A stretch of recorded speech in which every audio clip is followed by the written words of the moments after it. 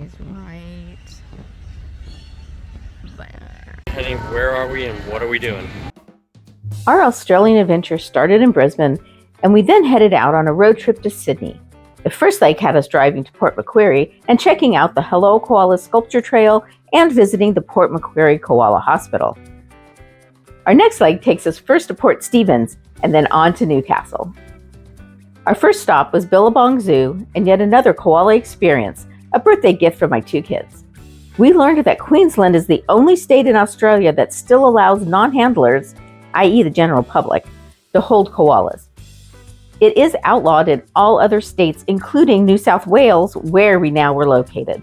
So for this experience, we got to meet the koalas up close and personal in their enclosures and spent about an hour with one of the keepers who gave us so much information and answered all of our questions. The highlight, though, was syringe feeding Sally, an elderly koala with no teeth, and spending about 15 minutes just standing next to her and rubbing my hand along her back. While it wasn't a hold, it was nice to be able to spend so much time with them.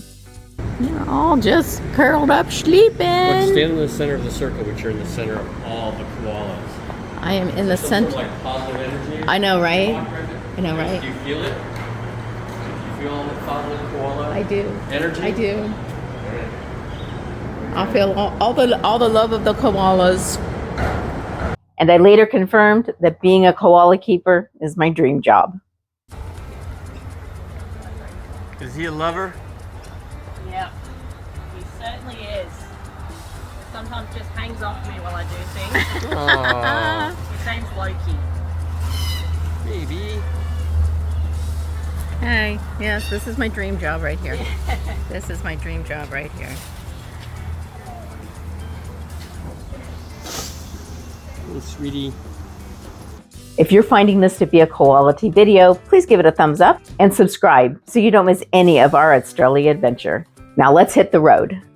Once our time at Billabong was over, we headed out to Port Stephens and another unique experience that I was super excited about. We were heading to Port Stephens Koala Sanctuary where we could spend the night with koalas.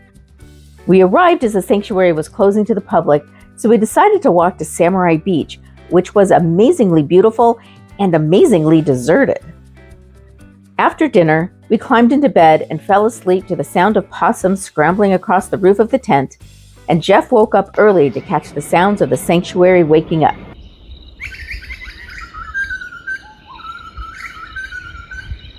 And I was excited to see a koala from our deck.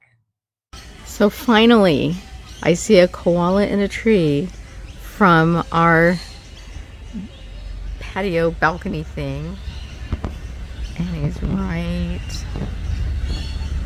there. I'm so excited. Yay.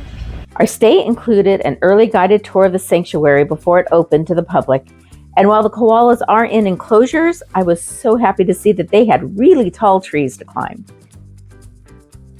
This was a beautiful, tranquil space, and we really wished we could stay longer. Our next stop was Newcastle, and on the way, we stopped at a mall to see how it compared to US malls. Now, being that it was owned by Westfields, I imagined it would be very similar. And it was, but not completely. Firstly, there were a couple of unusual stores, like a Caterpillar store that sold branded clothes and things. And most surprising thing, though, is that Kmart is apparently alive and well in Australia. And there was one in this mall. Definitely the nicest and cleanest Kmart I have ever been in, with some surprising finds for an American.